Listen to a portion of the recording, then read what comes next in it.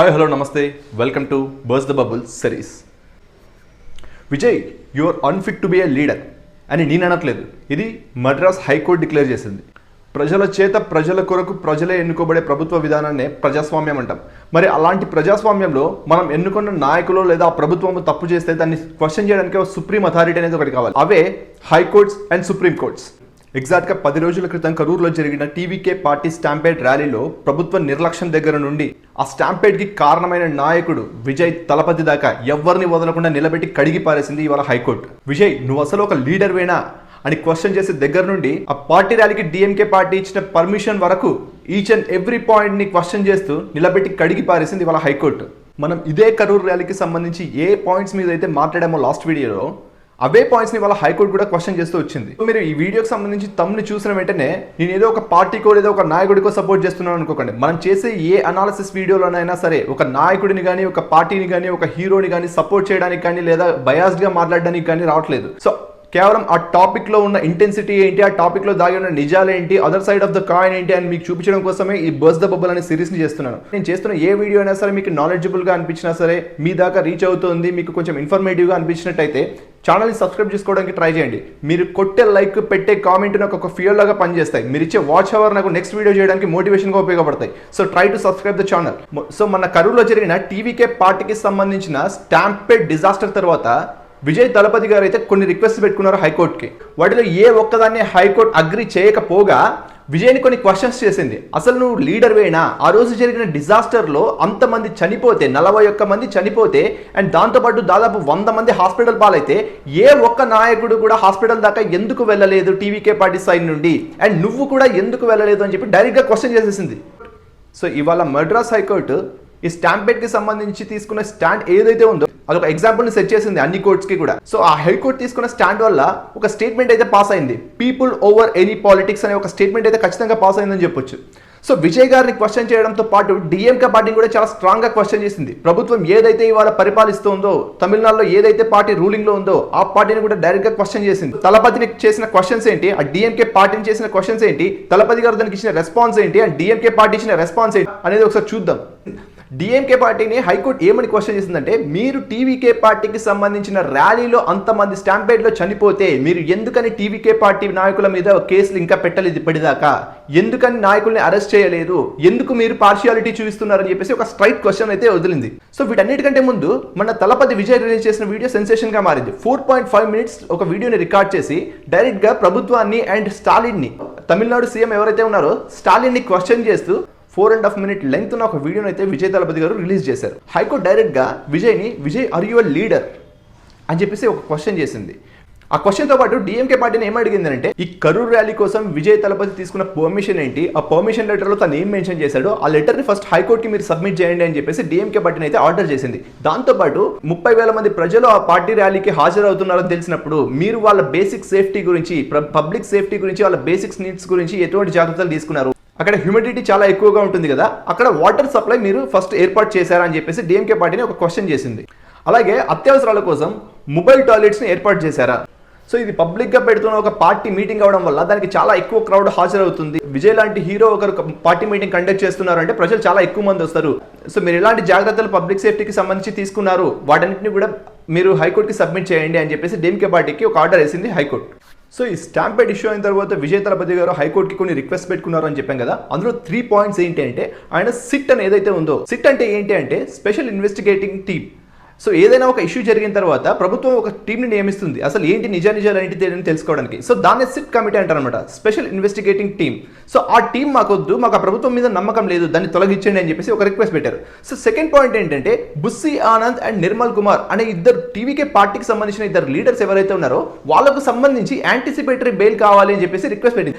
Anticipatory bail అంటే ఏంటి అంటే ముందస్తు బెయిల్ అంటామన్నమాట. ఏదైనా ఒక ఇష్యూ జరిగిన తర్వాత పొటెన్షియల్గా ఈ వ్యక్తుల్ని అరెస్ట్ చేస్తారు అని మనకు అనుమానం ఉంటే ఆ వ్యక్తులకు సంబంధించి ముందుగానే బెయిల్ తీసుకొని పెట్టుకోవచ్చు అనమాట. సో ఆ బెయిల్ ఏదైతే ఉందో దాన్ని కూడా రిజెక్ట్ చేసేసింది హైకోర్టు. అండ్ థర్డ్ పాయింట్ ఏంటంటే, మాకు ఈ సిట్ మీద నమ్మకం లేదు కాబట్టి సిబిఐ ఎంక్వైరీ చేయాలి దీని మీద, మాకు సెంట్రల్ నుండి సిబిఐని తీసుకురండి అని చెప్పేసి థర్డ్ రిక్వెస్ట్ పెట్టింది. సో ఈ 3 pointsని కూడా హైకోర్టు స్ట్రైట్ అవే కొట్టిపారేసింది.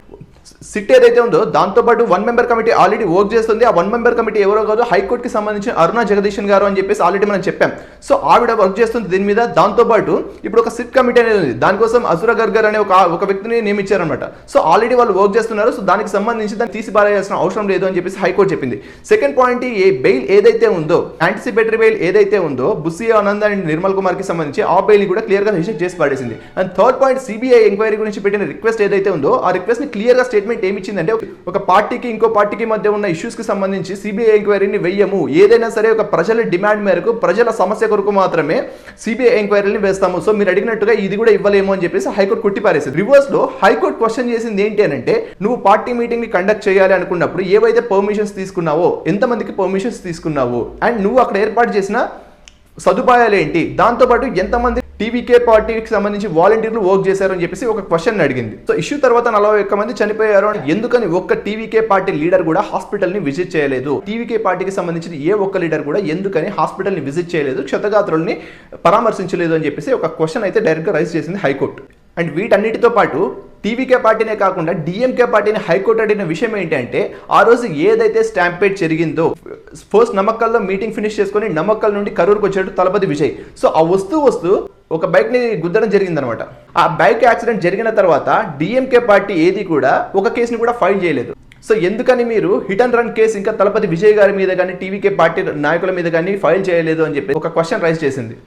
ఏవైతే ప్రభుత్వ నాయకులు ప్రజల బాగోగులు చూసుకోవాలి, ప్రజల్ని కాపాడాలో, అలాంటి ప్రభుత్వాల వల్ల, అలాంటి నాయకుల వల్లే ప్రజల ప్రాణాలు పోతుంటే, ఇలాంటి సిచ్యువేషన్లో మద్రాస్ హైకోర్టు తీసుకున్న స్టాండ్ చాలా ఇంట్రెస్టింగ్ అనిపించింది, చాలా హర్షణీయంగా అనిపించింది నాకైతే. ఇవాళ ఈ మద్రాస్ హైకోర్టు తీసుకున్న స్టాండ్ ఏదైతే ఉందో అది ప్రజలకు న్యాయ వ్యవస్థ మీద నమ్మకం పెంచుతుంది, అదేవిధంగా న్యాయ వ్యవస్థ మీద గౌరవాన్ని కూడా పెంచుతుంది. ఈ హైకోర్టు సెషన్ కంటే ముందు తలపతి విజయ్ గారు తను రిలీజ్ చేసిన వీడియోలో ఏం మాట్లాడారు? సార్, సీఎం సార్, ప్రాబ్లం నాతో ఉంది, మీకు నా నాయకులతో కాదు, అనవసరంగా నా టీవీకే పార్టీకి సంబంధించిన నాయకుల్ని టార్గెట్ చేయకండి. అండ్ అక్కడ జరిగిన ఇన్సిడెంట్ ఏదైతే ఉందో అది ఖచ్చితంగా టీవీకే పార్టీ తప్పు మాత్రమే కాదు. ఇప్పుడు అడ్మినిస్ట్రేటివ్ డిపార్ట్మెంట్ ఏదైతే ఉందో, ప్రభుత్వం ఏదైతే ఉందో, వాళ్ళు తీసుకోవాల్సిన జాగ్రత్తలు ఖచ్చితంగా తీసుకోలేదు. నేను ఆల్రెడీ ఇన్ఫార్మ్ చేశాను, నా పార్టీ ర్యాలీకి సంబంధించి ప్రజలు చాలా ఎక్కువ మంది వచ్చే అవకాశం ఉంది, వాళ్ళకి సంబంధించి జాగ్రత్తలు తీసుకోండి అని చెప్పి పోలీస్ డిపార్ట్మెంట్కి ఆల్రెడీ ఒక వార్నింగ్ ఇచ్చాను, ఇన్ఫర్మేషన్ ఇచ్చాను, కానీ తగిన జాగ్రత్తలు తీసుకోలేదు. అండ్ సెకండ్ పాయింట్ ఏంటంటే, నా పార్టీ ర్యాలీ కోసం నేను చాలా మంది ప్రజలు వస్తారని ఎక్స్పెక్ట్ చేసే చాలా పెద్ద ప్లేసెస్లో పర్మిషన్ కోసం ట్రై చేశారు, ఆ రిక్వెస్ట్ అన్నింటినీ కూడా రిజెక్ట్ చేశారు అని చెప్పేసి ఒక పాయింట్ రైజ్ చేశాడు. అండ్ ఇవాళ ఏదైతే నేను కాకుండా సోషల్ మీడియా ప్లాట్ఫామ్స్లో ప్రజలు ఎవరైతే మాట్లాడుతున్నారో వాళ్ళందరికీ కూడా తెలుసు ఇక్కడ జరిగిన అన్యాయం ఏంటి, టీవీకే పార్టీకి జరిగిన అన్యాయం ఏంటి, నాకు జరిగిన అన్యాయం ఏంటి, మా నాయకులకు జరిగిన అన్యాయం ఏంటి, అవన్నీ కూడా నేను మాట్లాడుతుంది కాదు, పైనుండి దేవుడే వచ్చి వాళ్ళ చేత మాట్లాడిస్తున్నాడు. ఇప్పుడు ఈ పార్టీ స్టాంపేడ్ ఏదైతే జరిగిందో అది ఖచ్చితంగా నా ఒక్కరి తప్పు కాదు, ఇందులో చాలా వరకు డిఎంకే కుట్ర ఉంది అన్నట్టు తను డిఎంకే పార్టీని టార్గెట్ చేస్తూ 4.5 మినిట్ వీడియోని అయితే ఒకటి రిలీజ్ చేశాడు. దాంతోపాటు సోషల్ మీడియా ప్లాట్ఫామ్స్లో కూడా తలపతి విజయ్ గారు చెప్పినట్టు చాలా మంది కాన్స్పిరసీ థియరీస్ని రన్ చేస్తున్నారు. అక్కడ ఏంటి అంటే, అక్కడ ఏదైతే స్టాంపేడ్ జరిగిందో అది కేవలం యాదృశ్చికంగా జరిగింది కాదు, అంటే కోఇన్సిడెంటల్గా జరిగింది కాదు, లేదా యాక్సిడెంటల్గా జరిగింది కాదు, అది ఒక ప్లాన్డ్ స్టాంపేడ్.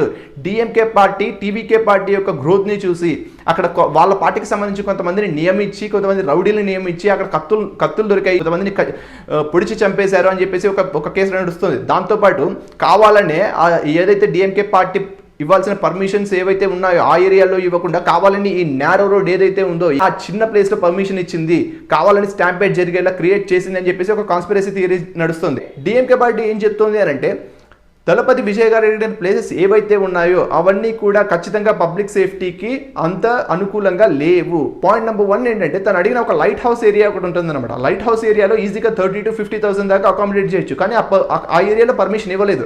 ఆ ఏరియాలో ఎందుకు పర్మిషన్ ఇవ్వలేదు అని తలపతి విజయ్ గారు క్వశ్చన్ చేస్తే డిఎంకే పార్టీ చెప్తుంది ఏంటంటే, ఆ ఏరియాలో అక్కడ ఒక బ్రిడ్జ్ ఉంది, ఆ బ్రిడ్జ్ మీద ఖచ్చితంగా ఒకేసారి ఈ పార్టీ ర్యాలీ జరిగినప్పుడు కొన్ని వేల మంది వెళ్ళే అవకాశం ఉంది, ఆ వేల మంది వెళ్తే ఖచ్చితంగా బ్రిడ్జ్ కూలిపోయే అవకాశం ఉంది. సో ఏంటంటే, బ్రిడ్జ్కి ఒక ఫ్రీక్వెన్సీ ఉంటుంది, ప్రజలు నడిచినప్పుడు ఆ బ్రిడ్జ్ మీద వాళ్ళ frequency and bridge frequency equal అయితే ఖచ్చితంగా బ్రిడ్జ్ పడిపోయే అవకాశం ఉంది. ఇదంతా ఫిజిక్స్, సో మనం దాని గురించి డిస్కస్ చేయొద్దు. సో మీరు అడిగిన లైట్ హౌస్ ఏరియాని రిజెక్ట్ చేయడం జరిగింది అని చెప్పేసి ఒక పాయింట్ చెప్పాడు. అలాగే ఇంకా కొన్ని ఏరియాస్ అడిగారు, దాదాపు ఒక 8 to 10 ఏరియాస్ని తను సజెస్ట్ చేశాడని చెప్పేసి తలపతి విజయ్. ఆ ఏరియాస్ అన్నింటినీ కూడా రిజెక్ట్ చేసి కరూర్ని ఇవ్వడానికి కారణం ఏంటి అని అడిగినప్పుడు డిఎంకే పార్టీ చెప్తుంది ఏంటంటే, ఇప్పుడు ఏదైతే మేము లైట్ హౌస్ ఏరియాని రిజెక్ట్ చేశామో అటువంటి పొటెన్షియల్ రిస్క్స్ ఉన్న అన్ని ఏరియాస్ని కూడా రిజెక్ట్ చేయవలసి వచ్చింది. కరూర్ మాత్రమే కొంచెం సేఫెస్ట్ ఏరియా అనిపించింది. కారణం ఏంటంటే విజయ్ తలపతి గారు అడిగిన ఏరియాలు ఏవైతే ఉన్నాయో ఆ ఏరియాల్లో పెట్రోల్ పంపులు ఉండడము, ఒకవేళ నిజంగానే ఏదైనా స్టాంపేడ్ కానీ అనుకోని సంఘటన కానీ జరిగితే ఆ పెట్రోల్ పంపులు ఏవైతే ఉన్నాయో ఆ ఏరియాలో ఇంకా పెద్ద డిజాస్టర్ జరిగే అవకాశం ఉంది. దానివల్లే మేము ఆ ఏరియాస్ అన్ని కూడా రిజెక్ట్ చేశాము. రిజెక్ట్ చేసిన ప్రతి ఏరియాకి కూడా ఒక రీజన్ ఉంది అని చెప్పేసి మేము అవన్నీ కూడా కోర్టుకే కావాలంటే సబ్మిట్ చేస్తాము అని చెప్పేసి డిఎంకే పార్టీ చాలా క్లియర్ స్టేట్మెంట్ ఇచ్చింది. దాంతోపాటు డిఎంకే పార్టీ ఏం చెప్తోంది అంటే తలపతి విజయ్ పార్టీకి సంబంధించిన కొంతమంది ప్రజలు ఎవరైతే సోషల్ ప్లాట్ఫామ్స్ లో కంటిన్యూస్ గా కొన్ని పోస్టులు పెడుతున్నారో ఇది డిఎంకే పార్టీ చేసిన కుట్ర అని అంటున్నారు. డిఎంకే పార్టీ సైడ్ నుండి ఎవరైతే పోస్టులు పెడుతున్నారో డిఎంకే పార్టీని సపోర్ట్ చేస్తూ ఇది అడ్మినిస్ట్రేటివ్ ఫెయిల్యూర్ కాదు, ఇది తలపతి విజయ్ చేసిన నిర్లక్ష్యం వల్ల జరిగిన స్టాంపేడ్ అని చెప్పి ఎవరైతే అంటున్నారో వాటన్నిటిని ఆపేయండి, దీన్ని పొలిటిసైజ్ చేయడానికి ట్రై చేయకండి. దీనికి ఒక సిట్ కమిటీ ఉంది, ఒక 1 మెంబర్ కమిటీ ఉంది. అట్ ద సేమ్ టైం ఇప్పుడు హైకోర్టు కూడా దీన్ని చూస్తుంది. మనం ఇవ్వాల్సిన ఎవిడెన్స్ అన్నింటినీ కూడా హైకోర్టుకి సబ్మిట్ చేద్దాం, వాళ్ళు డిసైడ్ చేస్తారు ఇందులో ఎవరి కుట్ర ఉంది అనేది. కాబట్టి అంతవరకు మీరు దీన్ని పొలిటిసైజ్ చేయడానికి ట్రై చేయకండి, దయచేసి ఈ విషయాన్ని పొలిటికల్గా చూడడం ఆపేసి ఇది ఒక డిజాస్టర్గా మాత్రమే పరిగణించండి అని చెప్పేసి స్టాలిన్ గారు అయితే చాలా క్లియర్ స్టేట్మెంట్ చేశారు. సో ఈ వీడియో రిలీజ్ అయిన తర్వాత గవర్నమెంట్ సైడ్ నుండి ఏడీజీపీ డేవిడ్సన్ దైవ సహాయం తన పేరు, తనతో పాటు Amudha she is a home secretary, వాళ్ళిద్దరు కలిసి కూడా ఒక ప్రెస్ మీట్ని పెట్టారు. ఆ ప్రెస్ మీట్ని పెట్టి ఇది అడ్మినిస్ట్రేటివ్ ఫెయిల్యూర్ అని ఏదైతే అంటున్నారో దాన్ని మేము పూర్తిగా ఖండిస్తున్నాము, ఇది అడ్మినిస్ట్రేటివ్ ఫెయిల్యూర్ ఖచ్చితంగా అయితే కాదు. తలపతి విజయ్ గారు ఏవైతే కొన్ని అలిగేషన్స్ వేశారో డిఎంకే పార్టీ మీద అవ్వచ్చు లేదా గవర్నమెంట్ డిపార్ట్మెంట్స్ మీద అయితే ఏవైతే అడ్మినిస్ట్రేటివ్ ఫెయిల్యూర్ అని చెప్పేసి ఒక ముద్ర వేయడానికి ట్రై చేస్తున్నారో దాన్ని మేము ఖచ్చితంగా ఖండించి పారేస్తున్నాము. దానికి కారణం ఏంటంటే విజయ్ తలపతి గారు అడిగిన పర్మిషన్స్ ఏంటి, కేవలం 10,000 మెంబర్స్కి మాత్రమే. ఆ 30,000 మంది రావడానికి గల కారణం ఏంటి, ఆయన ఎప్పుడైతే పార్టీ మీటింగ్ని ఎప్పుడో మధ్యాహ్నమే స్టార్ట్ చేయాల్సిందో 2 గంటలకు స్టార్ట్ చేయాల్సిందో అది 7:30 దాకా స్టార్ట్ అవ్వలేదు ఈవినింగ్. సో ఆయన చేసిన నిర్లక్ష్యం, ఆయన చేసిన ఆలస్యం వల్ల అక్కడ రావాల్సిన ప్రజల కంటే కూడా ఎక్కువ మంది ప్రజలు వచ్చేసారు. వీటన్నింటినీ మానిటర్ చేయడానికి, కంట్రోల్ చేయడానికి కావాల్సిన పోలీస్ ఫోర్స్ కంటే కూడా మేము చాలా ఎక్కువ మందిని దింపాము. 500 మంది పోలీసులు. బేసిక్గా ఏంటంటే 10,000 మందికి మేము చూసుకున్నప్పుడు ఈచ్ అండ్ ఎవ్రీ 50 మెంబర్స్కి కూడా ఒక పోలీస్ అనేది నియమించాలి. కానీ మేము అక్కడ 500 మంది పోలీస్ని నియమించాం. అంటే 25,000 మందికి సరిపోయే పోలీస్ ఫోర్స్ని నియమించాం. మేము యాంటిసిపేట్ చేసాం ఆల్రెడీ ఎక్కువ మంది వస్తారని, అందువల్లే మేము 500 మంది పోలీసులని నియమించాము అని చెప్పేసి తను అముద గారు అయితే ఒక విషయం చెప్పారు. దాంతోపాటు ఇప్పుడు ఏదైతే అక్కడ కొన్ని కాన్స్పిరసీ థియరీస్ నడుస్తున్నాయో, అక్కడ పవర్ కట్ చేశారు, కావాలని గవర్నమెంట్ పవర్ కట్ చేసేసింది అని చెప్పేసి ఒక ముద్ర వేయడానికి ట్రై చేస్తున్నారో అది నిజం కాదు. అక్కడ రావాల్సిన ప్రజల కంటే కూడా 30,000 మంది వచ్చేయడం వల్ల క్రౌడ్ క్లాగ్ అనేది ఫామ్ అయింది. అక్కడ కంజెస్టెడ్ అయిపోవడం వల్ల జనరేటర్ రూమ్ ఏదైతే ఉందో ఆ జనరేటర్ సిస్టమ్ అనేది ఫెయిల్ అయిపోయింది. ఫ్లడ్ లైట్స్ ని ఏవైతే ఏర్పాటు చేశారో అవి మాత్రమే ఫెయిల్ అయ్యాయి. మీరు చూసుకున్నట్టయితే ఓన్లీ ఫ్లడ్ లైట్స్ మాత్రమే పనిచేయలేదు, చుట్టుపక్కల చూసినట్టయితే పవర్ సప్లై అనేది మిగతా ఏరియాస్ లో ఉంది అని చెప్పేసి తను ఒక క్లియర్ స్టేట్మెంట్ ఇచ్చారు. ఇది ప్లాన్ చేసిన తొక్కిసలాట కాకపోతే ఎందుకని అక్కడ ముందుగానే ఇన్ని అంబులెన్స్ని ఏర్పాటు చేసింది గవర్నమెంట్ అని చెప్పేసి ఒక క్వశ్చన్ చేశారు. ఇక్కడ అముద గారు రెస్పాండ్ అవుతూ తను ఏం చెప్పారు, హోమ్ సెక్రటరీ అముద గారు రెస్పాండ్ అవుతూ తను ఏం చెప్పారు అంటే ఆల్రెడీ ఇలాంటి ఏదైనా ఒక పార్టీ మీటింగ్ అవుతుందంటే దాదాపు ఒక 10 అంబులెన్స్ని గవర్నమెంట్ పెడుతుంది అక్కడ. దాంతోపాటు టీవీకే పార్టీ అంబులెన్స్లు కూడా వచ్చాయి. దాంతోపాటు ఆ చుట్టుపక్కల ఏదో ఒక ఏరియాలో మెడికల్ క్యాంప్ ఏదో ఒకటి రన్ అవుతూ ఉండడం వల్ల అక్కడ ఉన్న అంబులెన్స్లు, అక్కడ ఉన్న డాక్టర్లు కూడా ఈ విషయం జరిగిందని తెలిసిన వెంటనే కూడా అక్కడ నుండి ఇక్కడికి రావడానికి ఎక్కువ టైం పట్టలేదు. దానివల్ల ఇన్ని అంబులెన్స్లు వచ్చాయి. సో గవర్నమెంట్ సైడ్ నుండి కొన్ని అంబులెన్స్లు ఉన్నాయి, టీవీకే పార్టీ సైడ్ నుండి అంబులెన్స్లు ఉన్నాయి. ఈ ఇన్సిడెంట్ జరిగిన తర్వాత ఇంకో 20 అంబులెన్స్లు యాడ్ అయ్యాయి, ఆ పక్కన ఉన్న మెడికల్ క్యాంప్ నుండి ఇమీడియట్గా వచ్చేసాయి. సో ఇది ఏది కూడా ప్లాన్డ్ కాదు. ప్రజల సేఫ్టీ గురించి ఆలోచించి ఇమీడియట్గా అక్కడికక్కడ తీసుకున్న నిర్ణయం మాత్రమే అంబులెన్స్ని పంపించడము. దానివల్ల చాలా మంది సేవ్ అయ్యారు, చాలా మంది డెత్ నుండి బయటపడ్డారు అని చెప్పేసి కూడా అముద గారు ఒక స్టేట్మెంట్ చేశారు. అండ్ వీటితో పాటు ఏవైతే అక్కడ కొన్ని కత్తులు దొరికాయి, కత్తులతో కొంతమందిని చంపారు, కొంతమందిని పొడిచారు అని చెప్పేసి ఇంకో కాన్స్పిరసీ సోషల్ మీడియాలో నడుస్తుందో ఇవన్నీ నేనో మీరో మాట్లాడడం కాదు. దీనికి ఒక సిట్ కమిటీ ఏర్పాటైంది. దాంతోపాటు 1 మెంబర్ కమిటీ ఎవరైతే ఉన్నారో అరుణ జగదీశన్ గారు ఆల్రెడీ వర్క్ చేస్తున్నారు. సో ఆవిడ ఇచ్చే రిపోర్ట్ అండ్ సిట్ ఇచ్చే రిపోర్ట్ మీద డిపెండ్ అయి ఉంటుంది ఇక్కడ జరిగిన అసలు ఇష్యూ ఏంటి అనేది అప్పుడు బయటకు వస్తుంది. సో అప్పటిదాకా మేము ఏం కామెంట్ చేయమో క్లారిఫికేషన్ ఇచ్చేసారు. దీంతో పాటు టీవీకే పార్టీ వాళ్ళు ఇంకొక పాయింట్ కూడా తీశారు. ఏంటంటే అక్కడ లాఠీ చార్జ్ జరిగింది, ఆ లాఠీ చార్జ్ జరగడం వల్ల తొక్కిసలాట జరిగింది అని చెప్పేసి ఒక పాయింట్ని రైజ్ చేశారు. దానికి కూడా ఈ అముద గారు రెస్పాండ్ అవుతూ తను ఏం చెప్పారు అని అంటే మేము పబ్లిక్ సేఫ్టీ గురించి నియమించిన పోలీసులు అక్కడ ఎందుకు లాఠీ చార్జ్ చేస్తారు, అక్కడ మేము చాలా జాగ్రత్తలు తీసుకున్నాము, ఎటువంటి లాఠీ చార్జ్ జరగలేదు, అటువంటి ప్రూఫ్ ఏది చూపించినా సరే మేము దానికి అగ్రి అవుతాము, అటువంటిది ఏది జరగలేదు, కేవలం ఇది ఒక నింద మోపడానికి మాత్రమే ట్రై చేస్తున్నారని చెప్పేసి తను ఇంకొక పాయింట్ని కూడా క్లారిఫై చేసేసారు. ఇవాళ తమిళనాడులో జరిగిన ఈ ఇష్యూ తర్వాత చాలా పార్టీస్, అక్కడ ఉన్న చాలా అదర్ పార్టీస్ కూడా రెస్పాండ్ అయ్యాయి. అవన్నీ కూడా ఏంటి అంటే ఇది ఒక అడ్మినిస్ట్రేటివ్ ఫెయిల్యూర్గా కన్సిడర్ చేయట్లేదు, ఇది తలపతి గారి నిర్లక్ష్యం వల్లే జరిగింది అని చెప్పేసి చాలా పార్టీలు కూడా మాట్లాడుతున్నాయి. దాంతోపాటు ఇంకా కొన్ని పార్టీస్ ఏం మాట్లాడాయంటే ఇప్పుడు ఏదైతే సిట్ కమిటీ ఉందో అది స్టేట్ వైజ్ నియమించింది. దాంతోపాటు ఇప్పుడు ఎన్డీఏ ప్రభుత్వం కూడా ఒక కమిటీని నియమించబోతోంది. దాంతోపాటు హైకోర్టు కూడా కేసుని రివ్యూ చేస్తుంది. ఇవన్నిటిని కాకుండా ఇప్పుడు ఎన్డీఏ ప్రభుత్వం నియమించే కమిటీ ఏదైతే ఉందో అది కొంచెం పార్షియల్గా వ్యవహరించే అవకాశం ఉంది. అలా కాకుండా కాంగ్రెస్ సైడ్ నుండి కూడా ఒక కమిటీని నియమించాలి, ఈ కేసుని రివ్యూ చేయాలి అని చెప్పేసి ఇంకొక పాయింట్ కూడా లేవనెత్తారు. సో ఇక్కడ ఆలోచించాల్సిన విషయం ఏంటంటే ఇప్పుడు సిట్ పని చేస్తుంది, 1 మెంబర్ కమిటీ పని చేస్తుంది, హైకోర్టు ఆల్రెడీ ప్రూఫ్స్ని హైకోర్టు ఆల్రెడీ దీనికి సంబంధించిన పాయింట్స్ అన్నింటినీ కూడా రివ్యూ చేస్తుంది. దాంతోపాటు ఎన్డీఏ నుండి ఒక కమిటీ రాబోతుంది, దాంతోపాటు మళ్ళీ ఇంకొక కాంగ్రెస్ కమిటీ వస్తే దాదాపు దాదాపు 5 డిఫరెంట్ కమిటీలు అన్నీ కలిసి ఈ ఒక్క కేసుని రివ్యూ చేయడం జరుగుతుంది. సో నా ఒపీనియన్ ఏంటి అంటే ఏం జరిగినా సరే అల్టిమేట్గా ప్రజలకు కావాల్సిన న్యాయం జరగాలి. ఒక పార్టీ గురించో, ఒక నాయకుడి గురించో, ఒక ప్రభుత్వం గురించో ఆలోచించకుండా ఏదైనా సరే పీపుల్ ఓవర్ పాలిటిక్స్ అనే స్టేట్మెంట్ ఏదైతే ఇవాళ హైకోర్టు చేసిందో దాన్ని నిజం చేయాలని చెప్పేసి మనస్ఫూర్తిగా కోరుకుంటున్నాను. మన తెలుగు స్టేట్స్లో కూడా విజయ్ తలపతి గారికి చాలా గట్టి ఫాలోయింగే ఉంది. తను పవన్ కళ్యాణ్ మూవీస్ అన్నింటినీ కూడా రీమేక్ చేస్తూ ఉంటారు. పవన్ కళ్యాణ్ లానే స్టైల్ ఉంటుంది, పవన్ కళ్యాణ్ లాగే ఫాలోయింగ్ కూడా తెచ్చుకున్నాడు. అదేవిధంగా పవన్ కళ్యాణ్ ఏదైతే ఇవాళ పార్టీ పెట్టి డిప్యూటీ సీఎం దాకా వెళ్ళగలిగారో అదే పంతాలో ఈయన కూడా వెళ్తున్నాడు, ఒక కైండ్ ఆఫ్ కాపీ పాలిటిక్స్ చేస్తున్నాడు అని చెప్పేసి ఒక గట్టి రూమర్ కూడా ఎప్పుడు కూడా స్ప్రెడ్ అవుతూ ఉంటుంది అనమాట మన తెలుగు స్టేట్స్లో కూడా.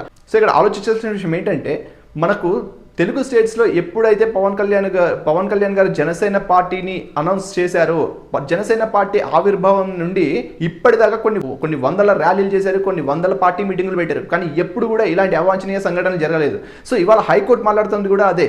సో నిజంగా నువ్వు ఒక నాయకుడికి ఉండాల్సిన లక్షణాలు నీళ్ళు లేవు అని చెప్పేసి తలపతి విజయ్ గారిని మద్రాస్ హైకోర్టు ఇవాళ డైరెక్ట్గా పాయింట్అవుట్ చేసింది. అండ్ నేను చెప్పాలని అనుకున్నది ఏంటంటే ఎప్పుడు కూడా మనం ఏదైనా వేరే ఛానల్స్లో వచ్చే కంటెంట్ నేను చూసిన ప్రతిసారి ఇలాంటి వర్స్ట్ కంటెంట్ ఎందుకు చేస్తున్నారు, ఇలాంటి చెత్త కంటెంట్ ఎందుకు చేస్తున్నారు అని చెప్పేసి చాలా మంది ప్రజలు కామెంట్ పెడుతూ ఉంటారు, చాలా మంది వ్యూవర్స్ కూడా రిక్వెస్ట్ చేస్తుంటారు ఏదైనా పనికొచ్చే కంటెంట్ చేయండి, ప్రజలకు పనికొచ్చే కంటెంట్ చేయండి అని చెప్పేసి. మేము ఈ ఛానల్ని స్టార్ట్ చేసినప్పటి నుండి కూడా ప్రొడక్టివ్ కంటెంట్ని తీసుకొచ్చి ప్రజల దాకా ఏదైనా సరే ఒక టాపిక్ నడుస్తుంది సొసైటీలో అంటే ఆ టాపిక్ని మీ దాకా తీసుకొచ్చి దానికి ఉన్న అదర్ సైడ్ ఆఫ్ కాయిన్ ఏంటి అని చూపించడానికి ట్రై చేస్తున్నాం. సో ఇలాంటి కంటెంట్ని మీరు సపోర్ట్ చేస్తూ ఈ కంటెంట్ మీ దాకా రావాలి అని అంటే ఛానల్ని సబ్స్క్రైబ్ చేసుకోండి. Thank you so much.